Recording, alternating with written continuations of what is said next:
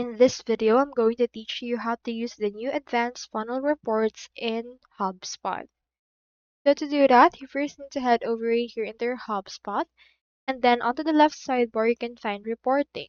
So click on that and click on reports right here.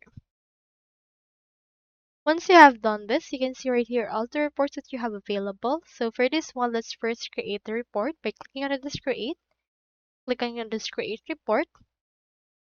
Then after that, this will direct us to the report creator or report builder. Into this page, you can choose between template, report library, AI generated reports, or you can also start your own right here.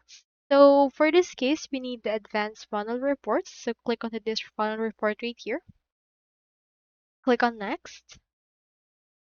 And then after that, it should be able to help you build your report directly from HubSpot.